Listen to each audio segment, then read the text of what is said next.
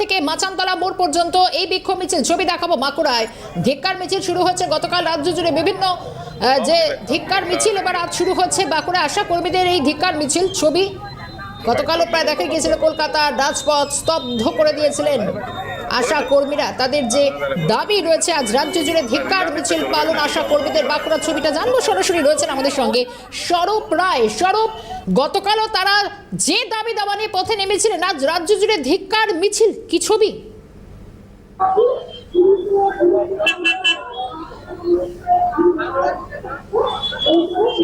একদমই কিন্তু গতকাল আমরা দেখেছি যে সকাল থেকে যখন আশা কর্মীরা কলকাতার উদ্দেশ্যে যখন রওনা দিয়েছিল, ঠিক পুলিশ কিন্তু বিভিন্ন জায়গায় তাদেরকে পদে পদে কিন্তু বাধা দিয়েছে। কোথাও বা বাস থেকে নামিয়ে দেওয়া হয়েছে, কোথাও বা ট্রেন থেকে তাদেরকে নামিয়ে দেওয়া হয়েছে, এবং তাদেরকে বাড়ি বাড়ি গিয়েও কিন্তু যে পুলিশের থ্রেট সেটাও কিন্তু ছিল ইতিমধ্যেই। কিন্তু গতকালের পর আজকেও তাই কিন্তু বাঁকুড়ার মাচানতলার মোড়ে সেখানে কিন্তু আশা কর্মীরা তারা কিন্তু বিক্ষোভ সমাবেশে সামিল হয়েছে। কারণ তারা যে তাদের যে আন্দোলনের যে দাবি ছিল সেই দাবি কিন্তু এখনো তাদের পুরো রয়েছে, কিন্তু এই দাবি আন্দোলন কিন্তু চলবে। আমার সঙ্গে অনেকজন রয়েছে, আমি তাদের সঙ্গে একটু একটু একটু কথা বলার চেষ্টা করবো। বলি গতকাল তো আপনারা গিয়েছিলেন, কি হলো আমাদের পুলিশের আজও আবার আন্দোলনটা হচ্ছে এই কারণে যে আমরা কালকে যারা যে মতো করে বেরোনোর চেষ্টা করেছিলাম, পুলিশ আমাদের রাত থেকে বাড়ি ঘুরে রেখেছিল। রাত্রেবেলা আমাদের প্রত্যেকের বাড়ি কিছু কিছু বাড়ি ঘুরে রেখেছে, আমাদেরকে বেরোতে দেবে না ঠিক করেছে, থ্রেট দিয়েছে। কিন্তু আমরা সেটা জয় করেও কিছুজন বেরিয়েছি, কিছুজনকে থানায় নিয়ে গেছে। পুলিশ এখন বলছে আমাদেরকে সসম্মানে নিয়ে গেছে। পুলিশের গাড়িতে উঠানো আমাদের কি রকম ভাবে সসম্মান মনে হয়? এই আন্দোলন চলছে, চলবে তো। এই আন্দোলন চলবে। আরো কয়েকজন রয়েছে, আমি তাদের কাছেও একটু যাবো, তাদের বক্তব্য দেওয়ার চেষ্টা করবো। দাবি না মানা পর্যন্ত আমার দাবি চলবে। এই আন্দোলন চলছে।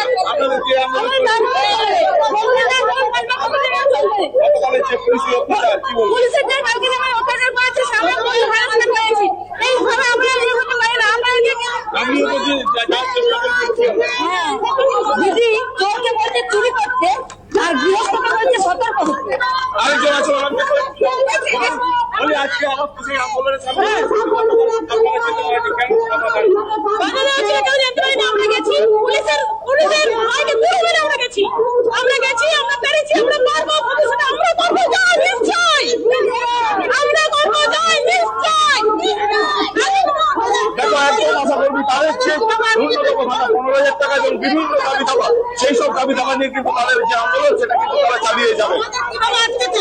আমরা গতকাল যাবো বলে মঙ্গলবার দিন 20 তারিখ রাত্রে অ্যারেঞ্জমেন্ট করেছি। আমাদের একটি বড় গাড়ি 65-70 সিটের গাড়ি বুক করেছিলাম, 28,000 টাকা দিয়ে গাড়ি বুক করেছিলাম আমরা শান্তি ভবন যাবো বলে।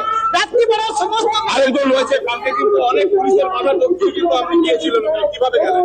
আমি পুলিশ আমার বাইরে দাঁড়িয়ে ছিল, আমি যেমন করে হোক মানে যে কোনো রাস্তা দিয়ে হয়তো আমি সেখানে পৌঁছে গেছি কলকাতা স্টেশনে।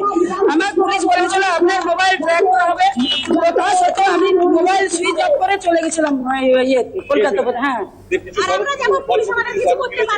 না আমাদের কিছু মেলেনি, আমাদেরকে যেতে বলেছিল কিন্তু কোনো আশ্বাস দেয়নি। এই জন্য পুলিশকে আমরা